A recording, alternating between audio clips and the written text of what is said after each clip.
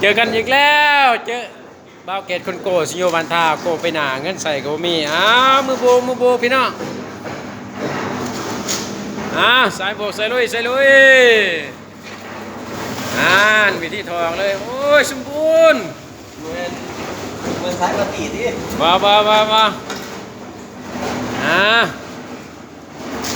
งานเอางานลุยงานโบก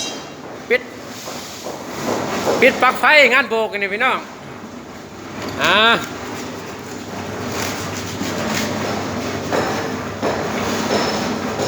เหลี่ยมจับเหลี่ยมแล้วพี่น้องผมมีแตกเหลี่ยมสร้างของแท้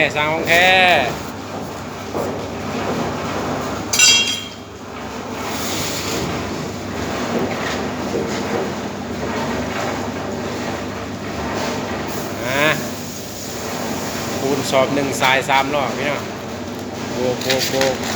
ไอ้ซีดอกอะไรแต่ทีปูนกาเสือเด้อพี่น้องเด้อกาเสือปูนเล่า2 รอบครึ่งกาเสือ3 รอบพี่น้อง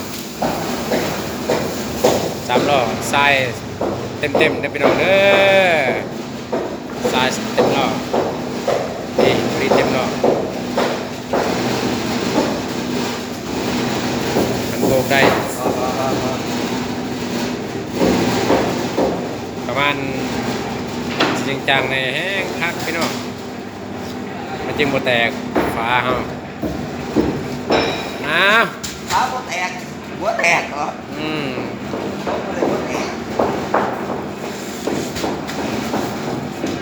สายลายแห้งดีพี่น้อง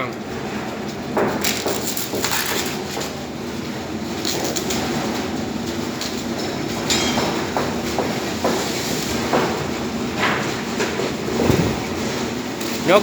จอยยกพี่น้องใครพี่น้องเบิ่งนะ